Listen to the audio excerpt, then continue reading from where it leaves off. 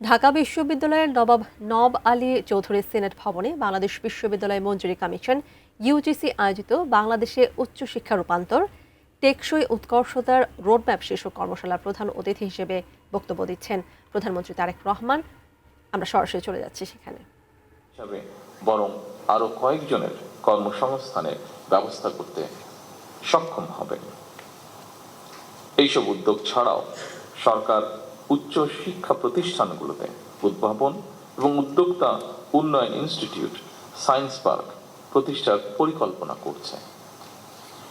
দেশি বিদেশি প্রতিষ্ঠানের সাথে অংশীদারিত্বের ভিত্তিতে বিশ্ববিদ্যালয়গুলোতে বিজ্ঞান মেলা, innovation fair, product sourcing fair সহ এ ধরনের শিক্ষা ও দক্ষতা বিষয়ক আয়োজনকে উৎসাহিত করার পরিকল্পনা আমরা নিয়েছি। শুধু উচ্চশিক্ষার ক্ষেত্রেই নয়, স্কুল পর্যায় থেকেই সরকার শিক্ষা কারিকুলামে কারিগরি এবং ব্যবহারিক শিক্ষা বাধ্যতামূলক করার পরিকল্পনা গ্রহণ করেছে। সম্মানিত সুধীমণ্ডলী, বিশ্ব এখন চতুর্থ শিল্প বিপ্লবে পা দিয়েছে। চতুর্থ শিল্প বিপ্লবের চলমান এই সময় এআই বা কৃত্রিম বুদ্ধিমত্তা, রোবোটিক্স বা automation, genetic engineering, biotechnology, cyber security, quantum computing, big data, material science, nano technology, পঞ্চম প্রজন্মের ওয়্যারলেস প্রযুক্তি, এইসব উন্নততর প্রযুক্তি একদিকে আমাদের চিন্তার জগৎ নিয়ন্ত্রণ করছে, অপরদিকে শাসন করছে মানুষের কর্মক্ষেত্র বা কর্মসংস্থান। এর ফলে নিত্য নতুন প্রযুক্তির ব্যবহার একদিকে প্রথাগত চাকরির বাজারে বেকারত্ব হয়তো বাড়াচ্ছে, অন্যদিকেও আবার তৈরি করছে নিত্য নতুন ভিন্ন ধরনের কর্মসংস্থান। সম্মানিত সুধীমণ্ডলী, চতুর্থ শিল্প বিপ্লব বিশ্ববাসীর সামনে যে বার্তাটি স্পষ্ট করেছে, খুব সম্ভবত সেটি হলো শিক্ষা কেবল স্কুল, কলেজ কিংবা বিশ্ববিদ্যালয় গণ্ডিতেই সীমাবদ্ধ নয়। বর্তমানে জ্ঞান চর্চা কেবল একটি নির্দিষ্ট বিষয় আবদ্ধ নয়, বরং আমরা দেখি ডাটা সায়েন্স সাথে বায়োলজি বা ইঞ্জিনিয়ারিং এর সাথে হয়তো সমাজ বিজ্ঞান এর একটা বন্ধন রয়েছে। এই সংযোগের ফলে জ্ঞানের সীমানা প্রতিনিয়ত প্রসারিত এবং গতিশীল হচ্ছে, এবং এই পরিবর্তনের গতি প্রকৃতির সঙ্গে আমাদের নিবিড় সম্পর্ক থাকা অবশ্যই জরুরি বর্তমান অবস্থায়। সম্মানিত শিক্ষক, গবেষকবৃন্দ, সম্মানিত সকল উপস্থিতিবৃন্দ, আজকের এই কর্মশালার বিষয়ের সঙ্গে খুব সম্ভবত ব্রিটিশ লেখক টম ইলিয়ন, যিনি বিশেষ করে ডিজিটাল ওয়ার্ল্ডে বিজনেস স্ট্র্যাটেজিস্ট অ্যান্ড অ্যানালাইসিস হিসেবে স্বনামধন্য, তার একটি বিখ্যাত মন্তব্য খুব সম্ভবত প্রাসঙ্গিক বলে আমার কাছে মনে হয়েছে। তিনি বলেছেন, বিশ্বে বহুল ব্যবহৃত ট্যাক্সি কোম্পানি উবারের নিজের কোনো ট্যাক্সি নেই।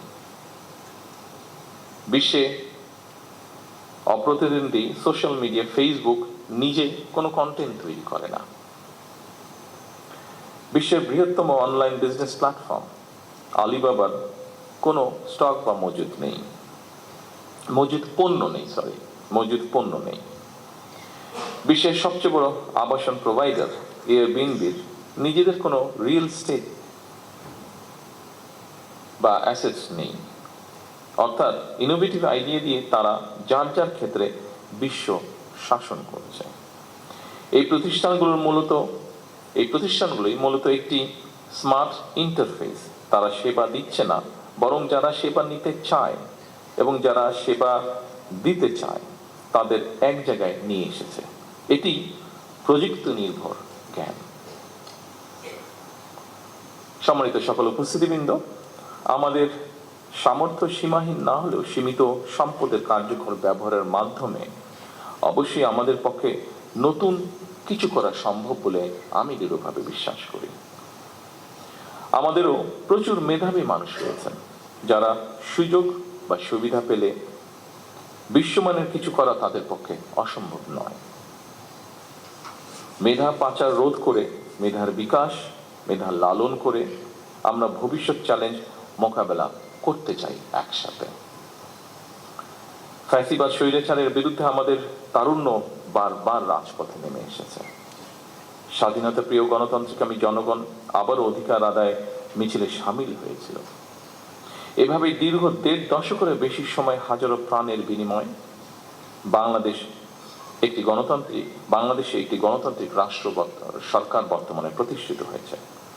জনগণের কাছে দায়বদ্ধ এই সরকার বর্তমান এবং ভবিষ্যৎ প্রজন্মের জন্য একটি নিরাপদ বাংলাদেশ বিনির্মাণের কাজ শুরু করতে চায়।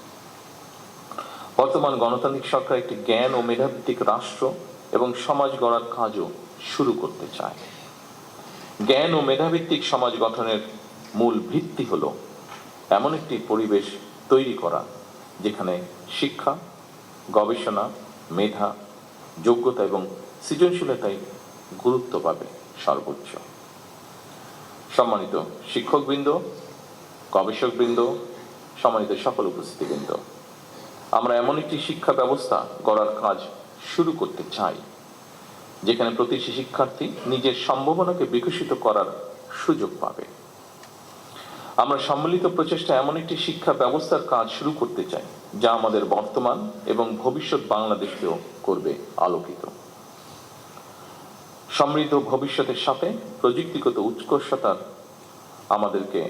আমরা অবশ্যই আলিঙ্গন করব। তবে আমরা যেন আমাদের রাষ্ট্র ও সমাজের আবহমান কালের ধর্মীয়, সামাজিক, নৈতিক মূল্যবোধ হারিয়ে না ফেলি। আমি এ ব্যাপারে শিক্ষক, বুদ্ধিজীবী, সাংবাদিক, পেশাজীবী তথা সকল শ্রেণী পেশার মানুষের প্রতি সতর্ক এবং সজাগ থাকার বিনীত আহ্বান জানিয়ে আমার বক্তব্য এখানে শেষ করছি। আল্লাহ হাফেজ। বাংলাদেশ জিন্দাবাদ। ধন্যবাদ। আজকের অনুষ্ঠানে প্রধান অতিথি জনাব তারেক রহমান এমপি, গণপ্রজাতন্ত্রী